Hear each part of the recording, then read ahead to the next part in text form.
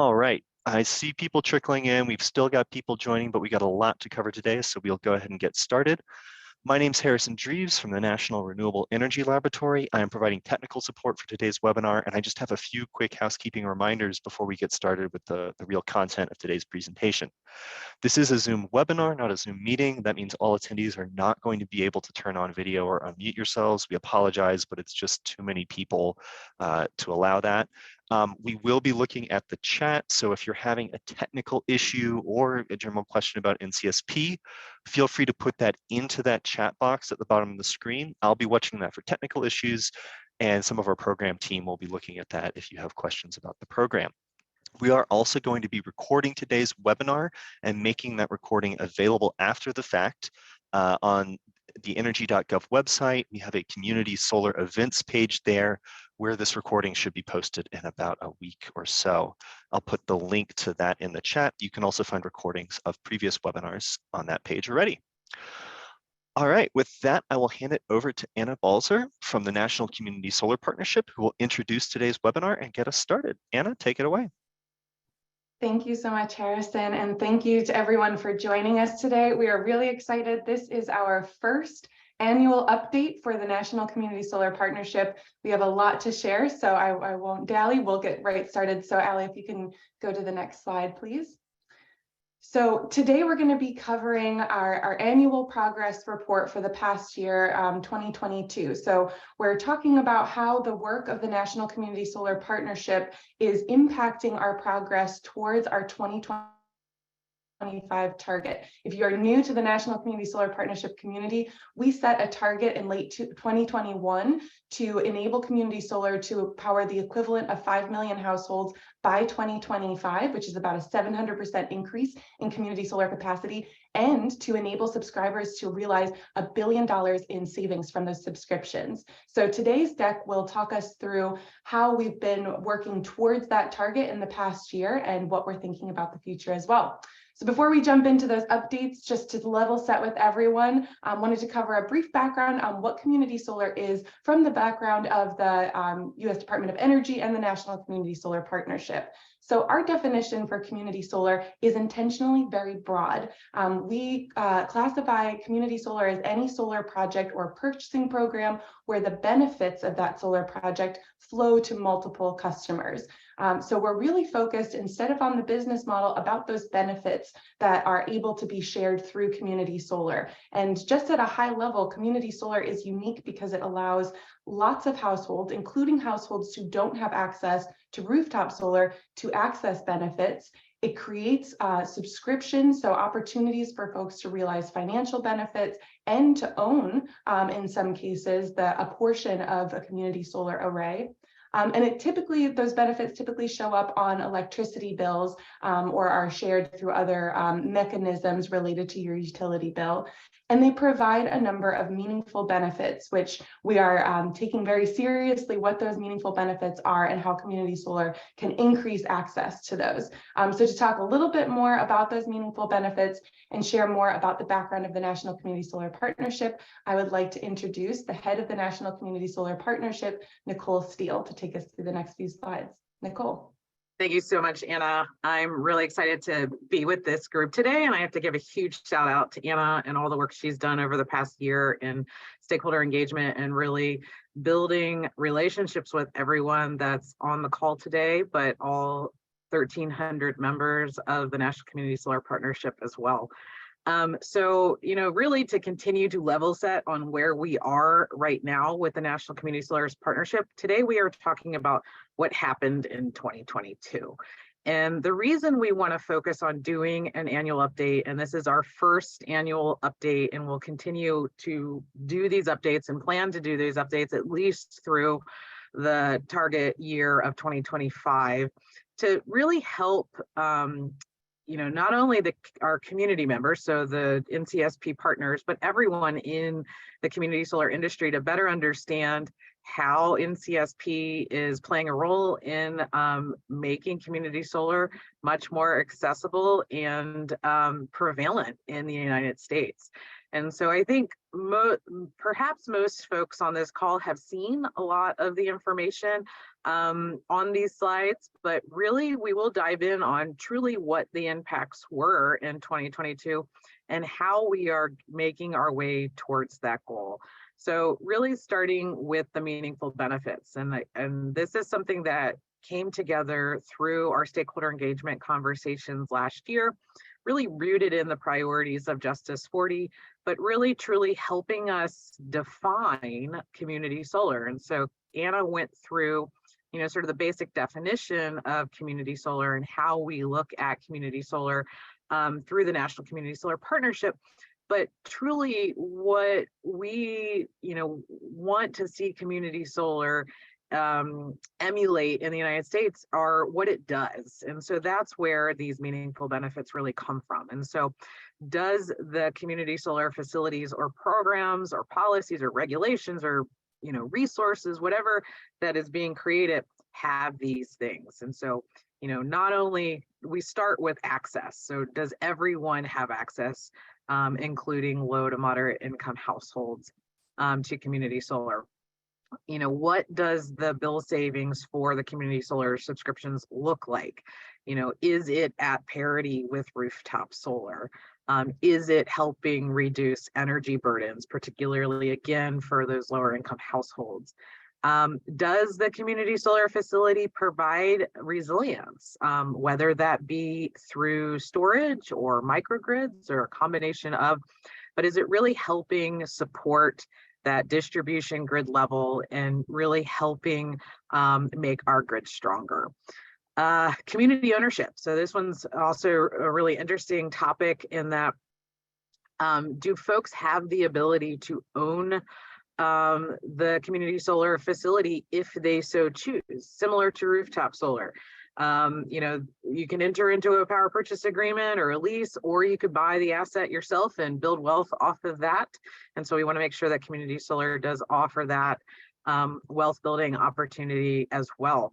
And then last but not least, really local workforce development. And, this is sort of a tweak that we made over the past year to this section of the meaningful benefits, but are we supporting minority and women-owned businesses and entrepreneurship, new organizations getting into the space, local organizations truly serving their local community? And so, wanting to have that lens of entrepreneurship and supporting women and minority-owned businesses as well.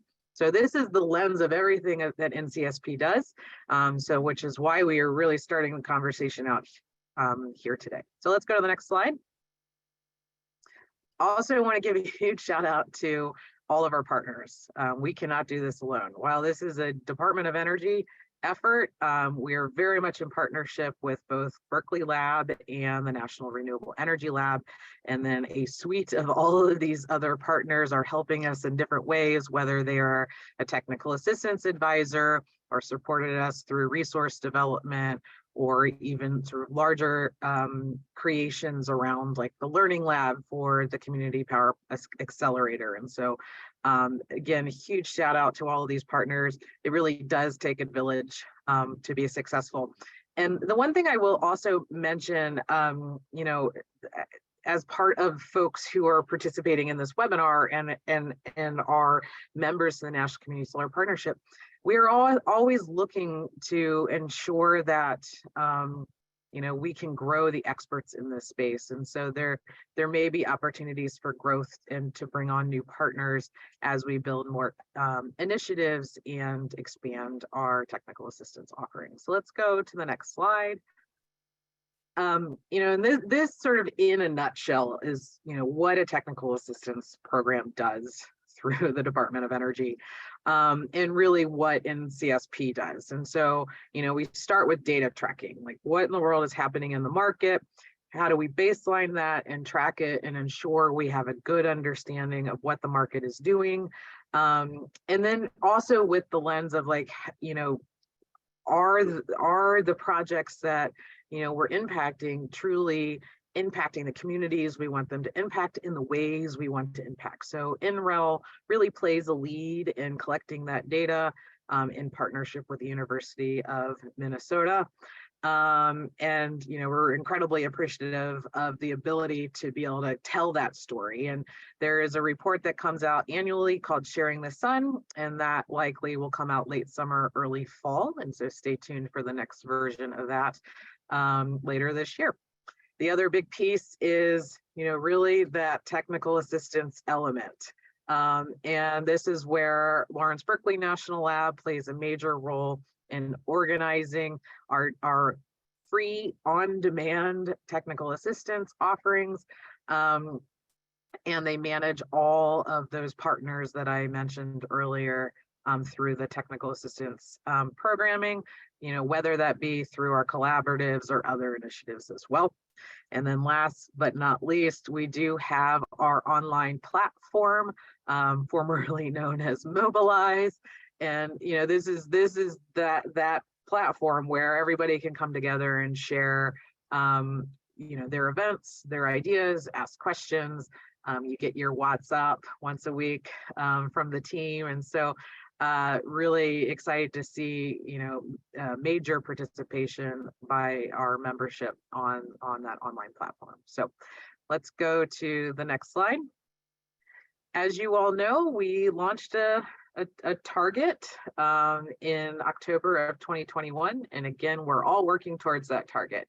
So that is the 5 million equivalent households, so enough community solar in the United States to power the equivalent of 5 million households, with $1 billion in savings, all by 2025. And so those numbers were rooted in 2021 numbers.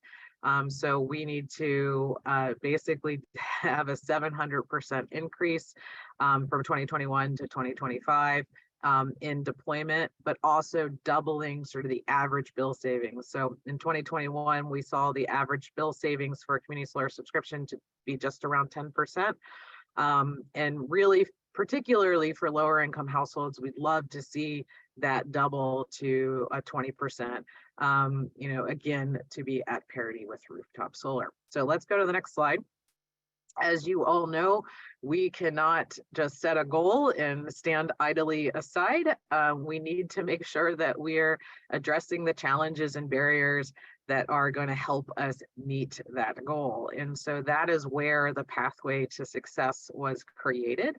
And so there are 5 major elements on the Pathway to Success, starting with that technical expertise and capacity building. So our technical assistance program is really rooted in this. But it really does, it is a larger effort that really is aimed at building out, sort of this community's technical expertise as well as operational capacity. And that is like one element that we've heard from stakeholders time and time again, that many, many organizations and businesses in this space really, truly need support on. Next on the list really is our state engagement piece. Again, we heard we cannot be successful without state environments being friendly to community solar. And so, it's definitely, we heard stakeholders say that we need to be engaged with states. And, we have been in 2022, and I'll talk a little bit more about that in coming slides. Another element that we heard in our stakeholder engagement is access to capital, but then also customer acquisition. And, customer acquisition and customer engagement, both from sort of like acquiring and management, but then also really the consumer protection side as well. How are we ensuring that customers know and trust their products, and there is protection, thoughtful protection around what product is being offered to subscribers, particularly, again, those more vulnerable subscribers. And then last but not least, making sure that everybody knows what community solar is and is excited to get the benefits of that. And again, all of these initiatives are rooted in those meaningful benefits that I talked about earlier. So let's go to the next slide. And this really drives down into, sort of those elements that I talked through earlier, and then how are they translating to initiatives that we've created over the past year and have been implementing. And so, I think we were having a conversation about this a couple weeks ago, and the way, we sort of look at the evolution of NCSP over the last few years is that, 2021 was that sort of stakeholder listening year.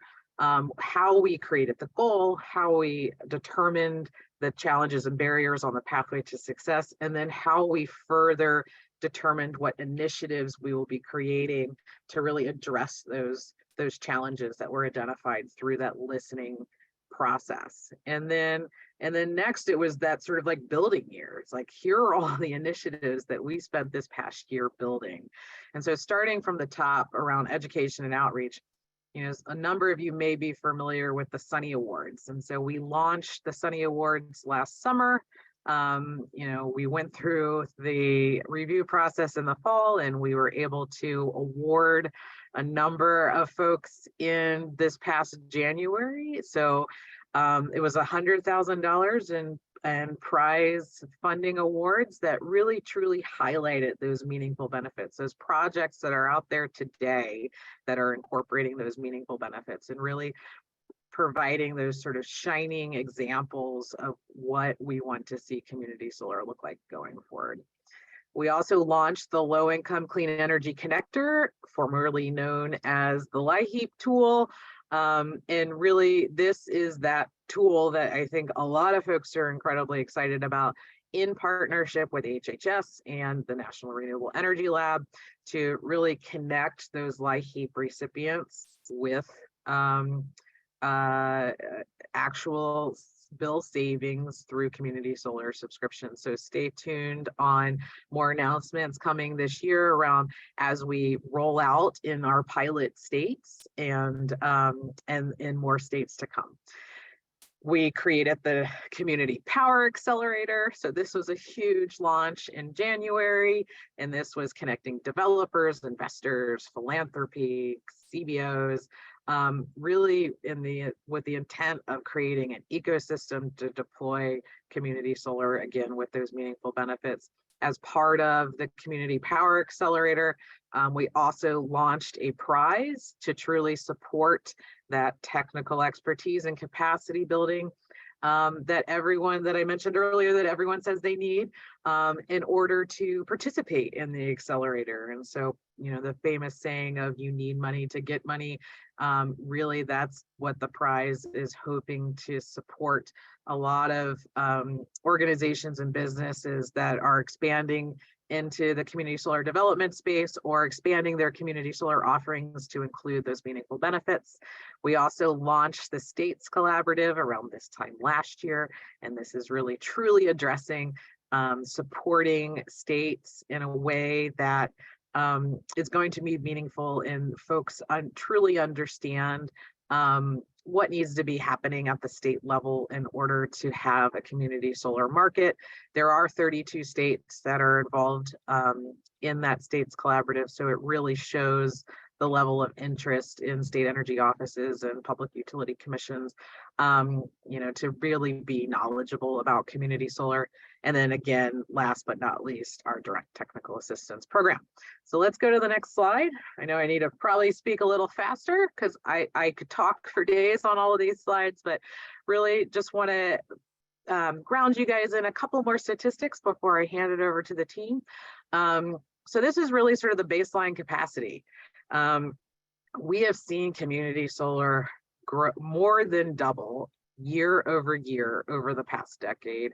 And we actually need to see that rate increase. And so I truly think that the capacity will increase in the coming years as we continue to really sort of implement these initiatives that we've spent last year building in 2023, as well as really truly integrating in all of the other sort of ecosystem that is happening in not only the government, but just industry generally today, whether it be from tax credits to green bank financing to all different types of IRA programming and everything in between. So let's go to the next slide. And I think, I got a couple more slides.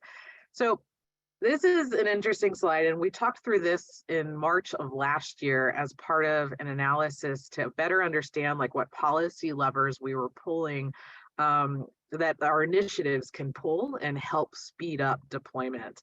And so really the major takeaway that I want to point out in this bill savings baseline slide is that NCSP is on track to reach our savings target by 2025. And I think that's an incredible sort of understanding in terms of like baselining the current bill savings for community solar subscriptions and understanding our goal of doubling that, doubling the average of the bill savings in alignment with increased deployment to that $1 billion of savings by 2025. And so I think that speaks volumes to the ability of these initiatives to be truly impactful in an industry. So let's go to the next slide.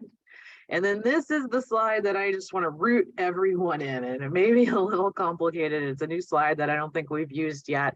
But we've actually gone through a version of this again in our policy lever webinar that we gave this time last year. And what this does is really, in a visual way, show you the different initiatives at the top. So everything I just went through with the pathway to success, each at the top: technical assistance, state engagement, access to capital, customer engagement, education and outreach.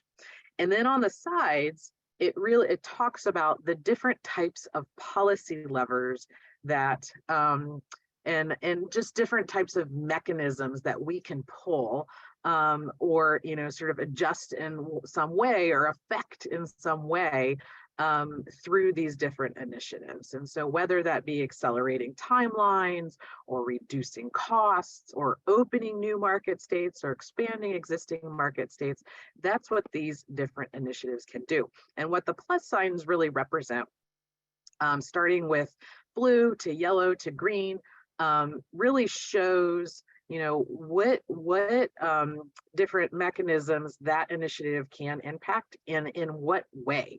So like looking at state engagement as an example, this can majorly impact opening new state markets and expanding existing state markets.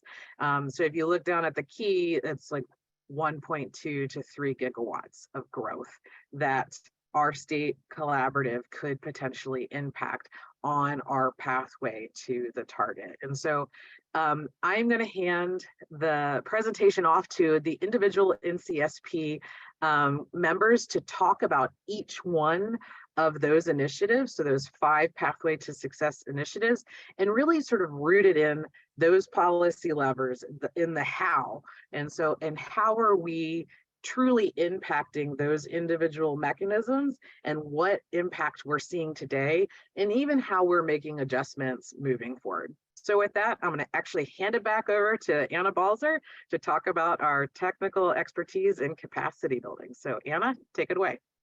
Thank you, Nicole. So as Nicole just teed up, in this next section, I'll be covering our progress that's supported by this first initiative on the pathway to success, our technical expertise and capacity building. And as you just saw on that last slide, technical assistance is connected with 3 of those 5 policy levers that Nicole reviewed. So we're really looking at how does technical assistance support greater utility engagement? How does it help accelerate the timelines for community solar development and deployment? And how does it help reduce costs?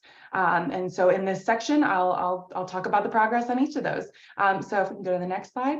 Before I do that, though, I want to acknowledge the partners that support our technical assistance program. So first and foremost, we want to recognize that our TA program is managed by Lawrence Berkeley National Labs, and both Lawrence Berkeley National Labs and the National Renewable Energy Labs provide direct technical assistance from lab staff and lab expertise. We also have a number of additional technical assistance providers that you can see on this slide, and they bring additional critical subject area expertise to our technical assistance program that exists even outside of the national labs. So we're really grateful to have these additional partners on board. So go to the next slide. So to zoom back out, just as an overview, the National Community Solar Partnership provides technical assistance to any of its partners at no cost, and as of late 2021 on a rolling basis, which means you can apply in real time as you need it, and we'll review your application within about a week of your application. We provide it in 5 main subject areas. So those subject areas are around the key policy, legislation, and regulation that guides community solar development, project and program financing, community engagement and other outreach strategies for potential subscribers, program design considerations, and a variety of other technical issues that projects can encounter as they're in development.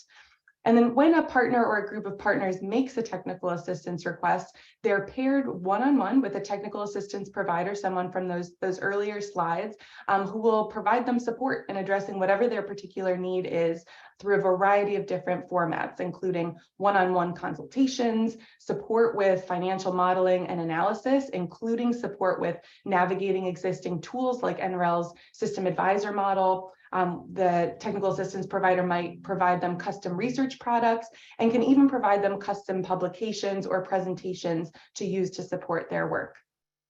And we can go to the next slide. So as of December 2022, the National Community Solar Partnership has provided 135 of these direct technical assistance engagements, and that's supported by nearly 2,000 hours of technical expertise. And that support has been provided to a broad range of states, including states that do not have enabling legislation. So we're working across all states with the technical assistance program. And we can go to the next slide. So when we start to break down what this technical assistance has looked like, you can see that the majority of that 2,000 hours of technical assistance has been delivered to either state, local, or tribal governments, solar developers, and community-based associations. That's where we're seeing the bulk of requests for our technical assistance program. However, we've provided some level of technical assistance to a number of other stakeholder types, including utilities, financial institutions, higher education, and beyond that. And then when we look at the type of assistance that has been delivered, you can see that there's a pretty broad range. About 50% of the hours have supported our most common requests, which are both project finance issues and regulatory issues, but that other 50% is distributed pretty evenly across many other subject areas, some of which you can see here: co-location of community solar projects, integration with other technologies of community solar projects, and you can even see some of our collaborative work in here, which I'll get into in a little bit. So go to the next slide. So what has all of this technical assistance resulted in? First, we want to touch on some results from a survey we conducted last year revealed. So out of the 41 recipients who responded to this survey, we found that every recipient that identified themselves as an advanced beginner, so sort of in the middle of understanding community solar and how to develop it, felt that their knowledge of community solar increased as a result of their engagement in our technical assistance program. And then the majority of those who identified as either a solar novice or as competent in community solar also felt that their knowledge increased. So we can see that the program is contributing to greater expertise in community solar and how to deploy it. Go to the next slide. In further news of how the technical assistance program has had an impact, we've started to release summaries of the final deliverables for our technical assistance engagements. So right now on our website, you can find summaries and including the actual final deliverables of 3 of our technical assistance engagements that cover subjects like co-locating community solar with water utilities, the benefits of locally owned community solar, and even how program design works for municipal utilities. We will continue to publish the results of these technical assistance engagements so we can make the best practices and lessons learned through these technical assistance deliverables more publicly available for everyone to learn from. Go to the next slide. So in 2022, we also wrapped up 2 collaborative technical assessment engagements. So this means technical assistance that was delivered to a group rather than an individual. The first of those was for the Municipal Utility Collaborative, which began in April of 2020. This was delivered in partnership with the American Public Power Association and the National Renewable Energy Labs, and it supported 7 municipal utilities from across the country in exploring either expansions of their community solar programs or developing a new community solar program within their jurisdiction. And this group, as a result, created the Community Solar Municipal Utility Workbook, which is live and accessible now. That was published in September 2022. And they will also be debuting a continuing education course for public power entities of all types, including municipal utilities, joint action agencies. And that's going to be hosted by the American Public Power Association on May 23rd through 25th. So we'll connect you with some more information about that. Go to the next slide. We also closed a second collaborative in 2022. So this was our multifamily affordable housing collaborative, which began in October 2020 and wrapped up this past May. This was supported by a number of partner organizations, including Urban Ingenuity, Stewards of Affordable Housing for the Future, and again, the National Renewable Energy Labs. And this collaborative supported 13 multifamily affordable housing providers across 11 states and helped them evaluate their multifamily portfolios and identify opportunities for them to develop community solar that would serve their residents. And as a final deliverable for this collaborative, they developed a suite of resources that can help support more community solar on multifamily affordable housing. Those resources were launched in August of 2022, and you can find these and other resource updates on our webpage. We'll be dropping more links in the chat. And that wraps up our technical assistance section. So at this point, I will pass to my colleague, Ariel Drehobel. Ariel. Thank you, Anna. Hi, everybody. If you go to the next slide, I'm going to be talking a bit about our state engagement through the National Community Solar Partnership. So as Nicole had flagged earlier, opening new state markets and expanding existing state markets are areas that can lead to some of the greatest impact on the community solar market sector and development, and especially ensuring that those meaningful benefits are embedded into program development needs leadership from state governments.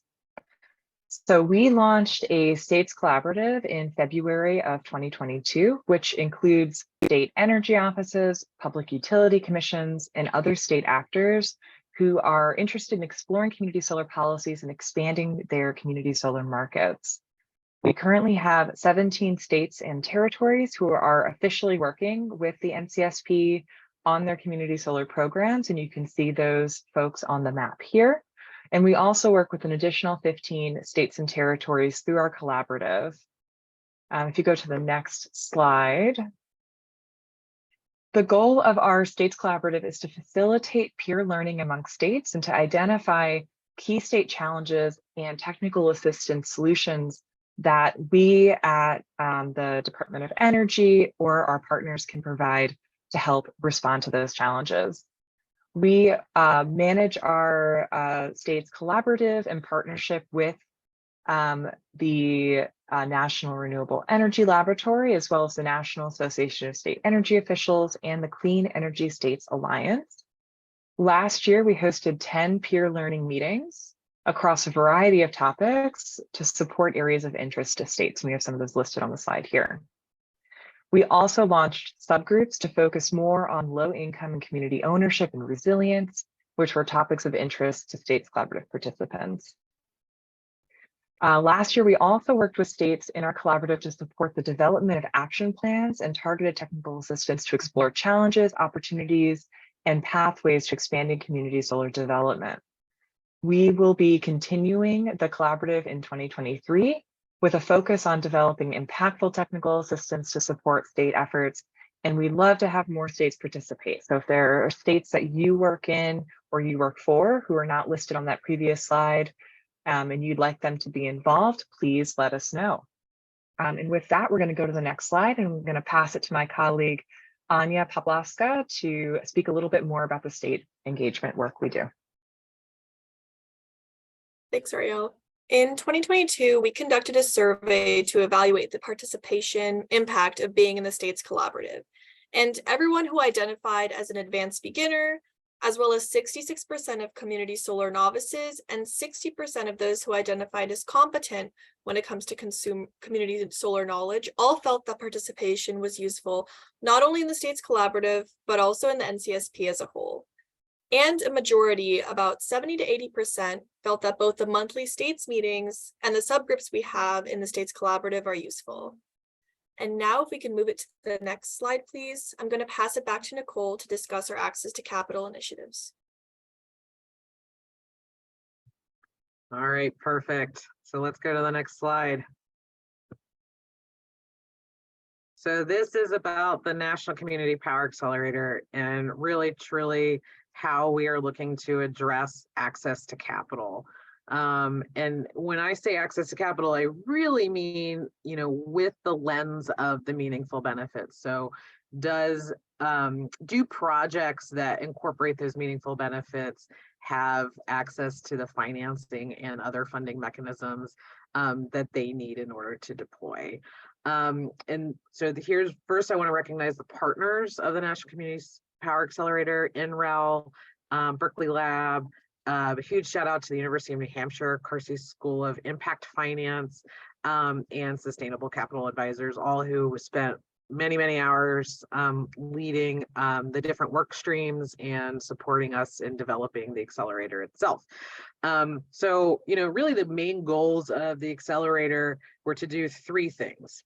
And that was to first standardize equitable access to community solar financing. So, what are those elements that financiers or lenders are looking for in order to be comfortable in financing a community solar facility with meaningful benefits? So really working with lending institutions to best understand what those are and, create resources to ensure that those are the resources that we're all looking for the same thing. All lenders are looking for the same thing. Next is to expand capacity, and expertise for those organizations doing deployment in that space. And so really making sure that we're providing the right resources, both for that organizational support, but then also technical expertise support that are going to be doing the development. And then, so not only are we going to be focused on the folks that are actually doing the development and creating more organizations or scaling up organizations that are developing with meaningful benefits, but really helping utilize the accelerator to build that pipeline of projects that have those meaningful benefits. So, standardizing the approach to financing and really lifting up the organizations that are doing the work, and then helping support build the pipeline for deployment so that they can all, get those projects to financing. Let's go to the next slide. So the accelerator has a number of different elements in order to be successful. And so there is an online platform that connects developers and lending institutions and philanthropy with projects and lending.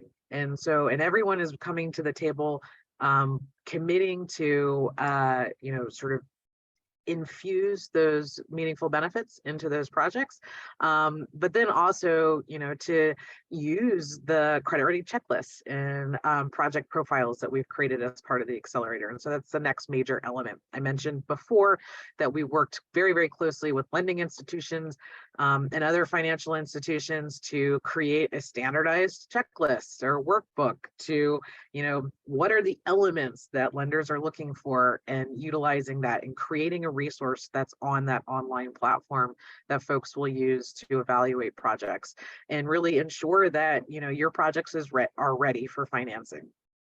The University of New Hampshire created the Community Power Learning Lab, which is an amazing virtual live instructor-led course that truly does provide the soup to nuts to community solar development with meaningful benefits. So starting from the very beginning of the project of, where does it go, to full-on operation and maintenance, as well as subscription management as well. We also created the Philanthropy Ready Guide to really help folks better understand how to engage with philanthropy and supporting their needs, as well as the technical assistance programming and prize funding that Ben will talk a little bit about on some next slides. So let's go to the next slide. And, here's really sort of that ecosystem of, what of the accelerator and like what it does. And so, there is the online platform that has those resources that folks need.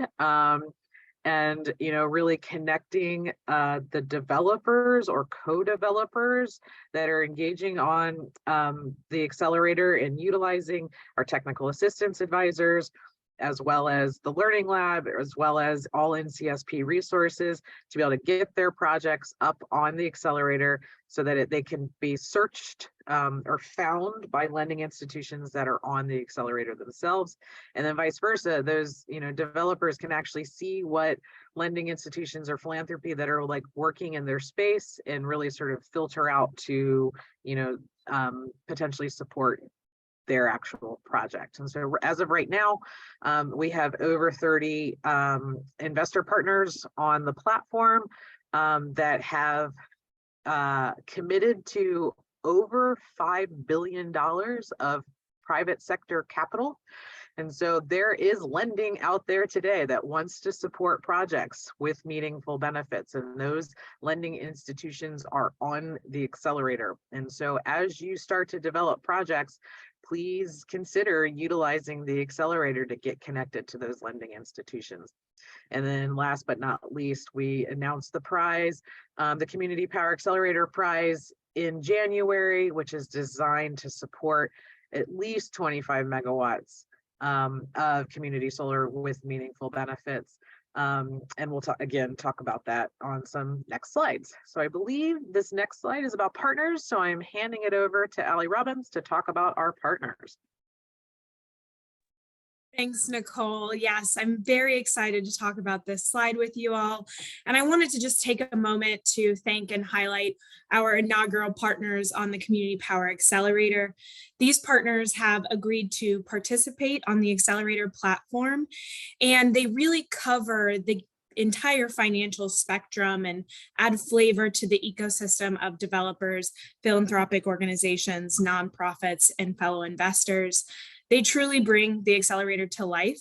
Of course, this is just the beginning, and we look forward to welcoming more partners onto the Community Power Accelerator in 2023.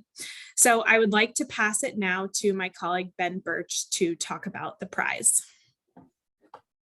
Thanks so much, Allie. And, with all this incredible momentum, we're really excited to announce that the Department of Energy, it has this past January just launched a $10 million three-phase prize to support new, emerging, and expanding community solar developers and co-developers in this space to receive assistance through the accelerator.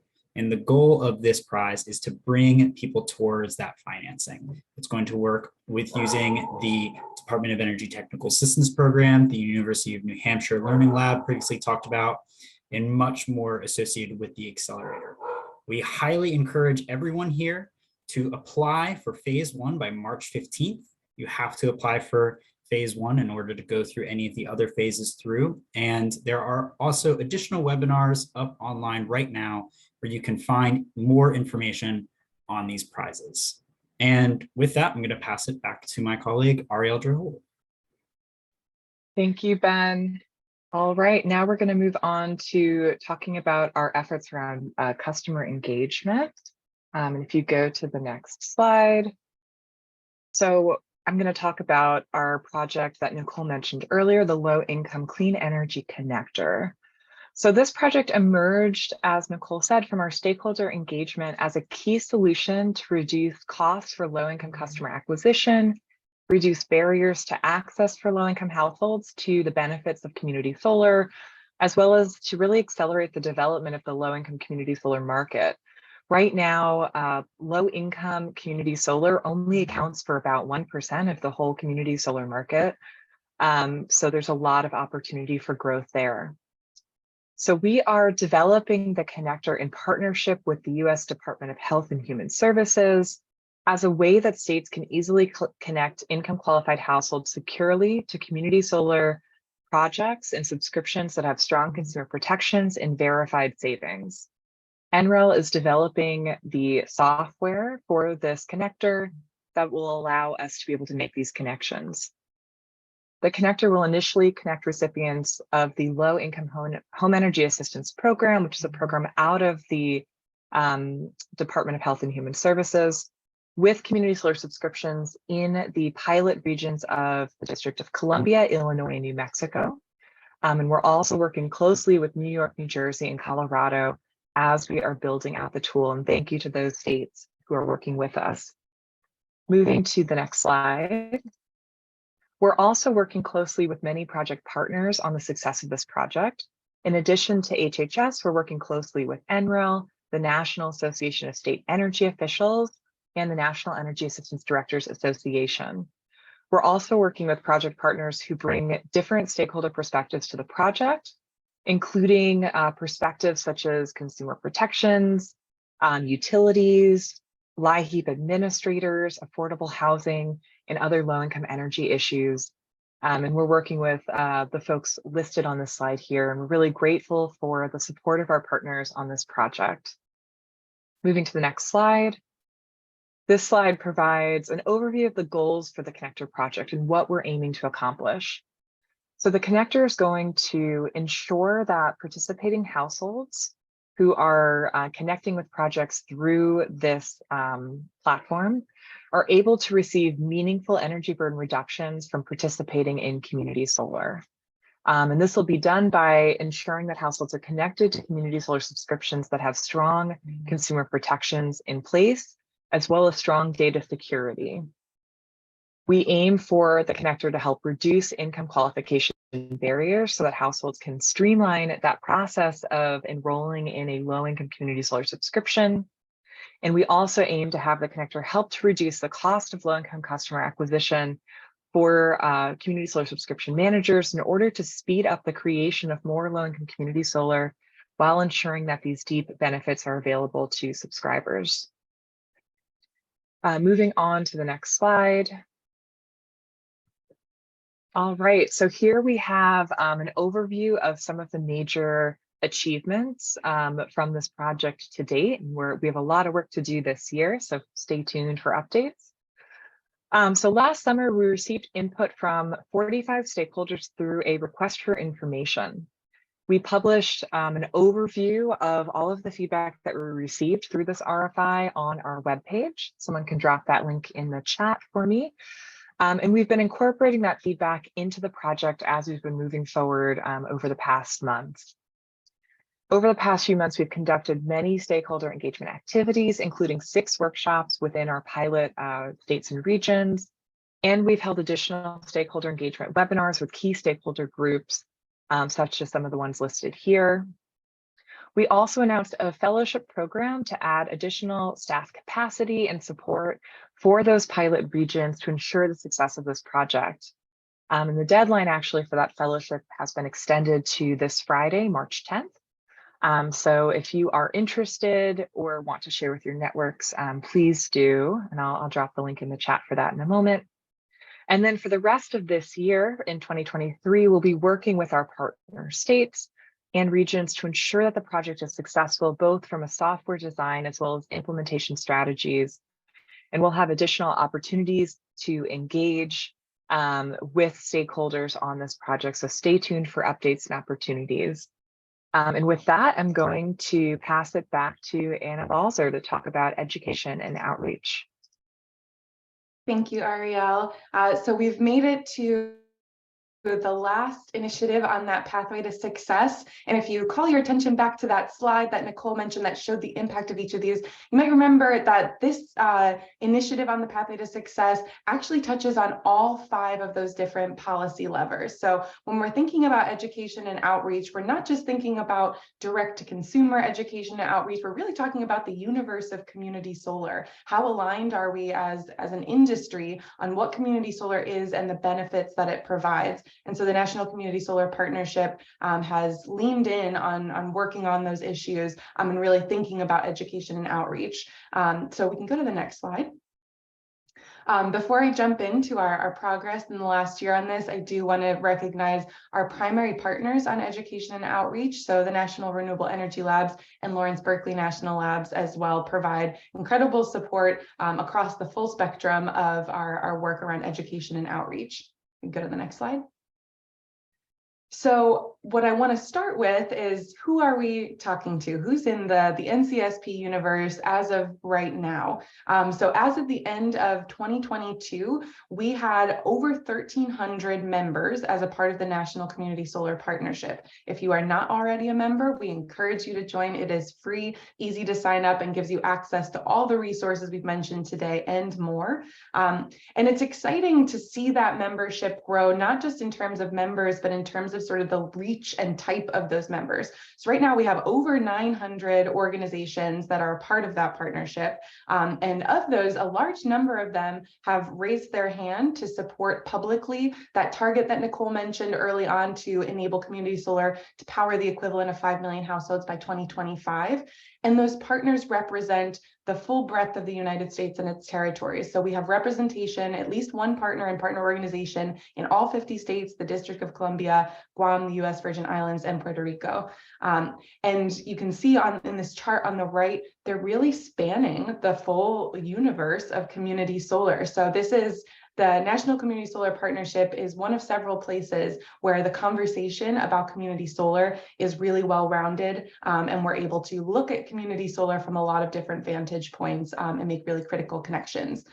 We were also really excited over the past year. Our membership grew by about 64%, and it continues to grow rapidly. If you are a part of our online community platform right now, you can see that we've actually crossed another milestone. We now have over 1,400 members just since January. So we'll go to the next slide.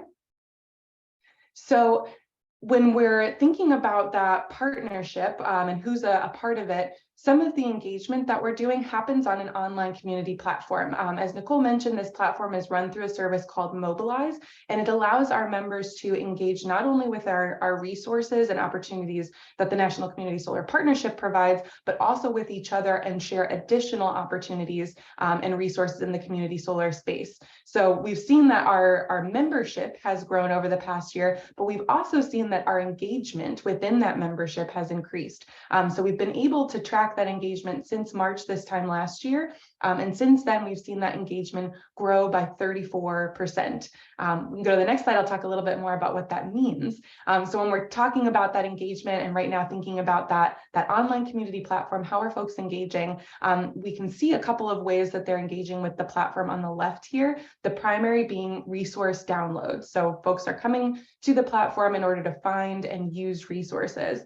We also see a high level of searching, which could be both for resources, but also for other partners in the membership, and folks can actually directly message other members on the network. So the chart on the right actually shows the volume of those new community connections, those new conversations that were started on this platform as of December 2022. So over the past year, we saw 429 new conversations started as a part of this platform, which again is one of the unique opportunities that it presents. We can go to the next slide. So beyond the online community platform, the National Community Solar Partnership engages in a number of other engagement and outreach activities. Of course, last January, we held our annual summit. This was our entirely virtual summit, and we had over 600 attendees join us for that.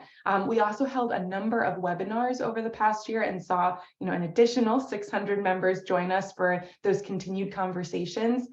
We also, as a team, have presented at 11 conferences and individual meetings of other subgroups. We've also run, as I said, a couple of collaboratives and other sub-teams that really supported standing up some of these initiatives and delivering more nuanced technical assistance and information delivery. So we had 18 of those meetings over the past year with over 200 attendees at those. And then we've had a number of workshops. So as we've discussed today, 2022 was really our build it year. And as we built it, we wanted to ensure we were doing that with the feedback from our community close at hand. So we held 18 workshops over the past year with over 600 participants to help us build these tools and ensure that they were really rooted in stakeholder feedback and that we were building things that were really going to be usable by the industry. Can you go to the next slide? At this point, I will pass it over to my colleague, Ben Birch, who will talk about one other part of this initiative for education and outreach. Ben.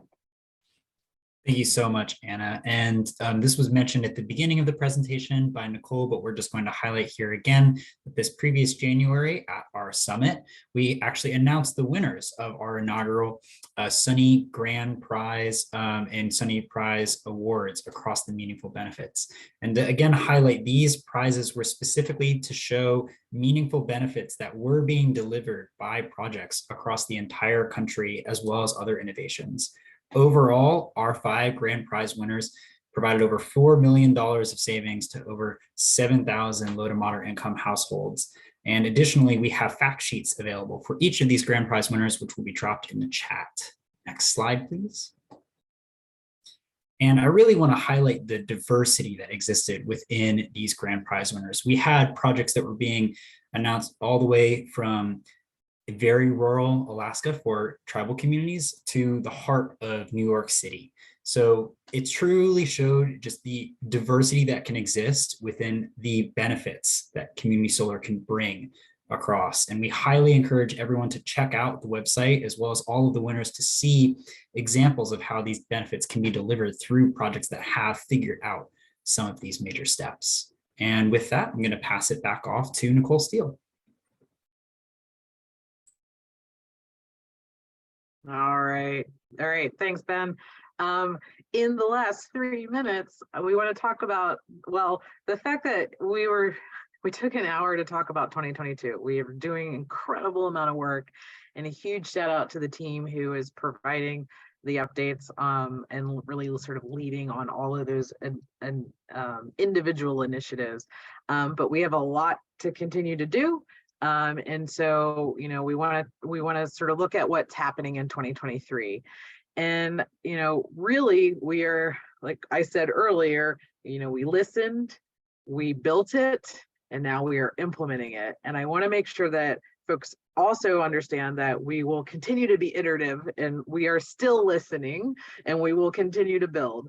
And so, you know, part of this process of putting together this annual update is for us to really understand, you know, like how things are actually impacting the market and what is working and where do we need to make adjustments. And so in 2023, we will continue to do, you know, implement those individual initiatives, but we really have these targets around implementation. And so providing technical assistance to an additional 200 organizations, bringing the states collaborative up to 25 official states, participating states and territories, implementing a number of action plans as part of those official partners. Really expanding the Community Power Accelerator, not only from bringing on more partners and developers and co-developers, but also welcoming the prize winners and Learning Lab cohort members, as well as launching the pilot of the Low Income Clean Energy Connector. So stay tuned to when that'll happen in those first 3 states of Washington, D.C., Illinois, and New Mexico. And then really kicking off the road show for the Sunny Awards to celebrate those 2022 prize winners. So let's go to the next slide. And, you know, really, please stay engaged. It's the reason NCSP is successful is because of you. And your engagement and what you bring to the table. And so please do consider participating in all of these different initiatives, join the Community Power Accelerator and apply to the Power Accelerator Prize. You know, stay tuned for the 2023 version of the Sharing the Sun data report. It'll be 2022 data, but it'll come out in 2023 as data works. We will continue to expand many of our resources around the state policy landscape and workbook, as well as consumer protections. That's a big element that we'll be working on in 2023, as well as modeling least cost solutions, and siting for community solar and solar plus storage, and also really truly understanding the potential of community solar and deployment potential of community solar, I should say. We will see you at RE Plus in the fall, and stay tuned for our next annual summit. So we are at time. Let's go to the next. I believe this is the last slide. Again, thank you to all of our partners for making NCSP successful, but also to everyone on this call and all 1,400 NCSP members, and really hope in our next annual update we'll be able to say that that number continues to grow exponentially as the community solar market continues to grow as well, exponentially. So I believe that's it. Thanks again. And if you are not a member of the National Community Solar Partnership, please do become a member. All you have to do is be interested in community solar and potentially located in the United States or doing work in the United States, and have an email. So either utilize the QR code on the screen or find all of the chats. This presentation will be posted online, both the slide deck as well as the recording. So if you want to go back and revisit some of the amazing information in here, please go ahead and do that. And thanks again to the team and everyone else who makes NCSP successful. And with that, have a wonderful afternoon, and we will be in touch very, very soon.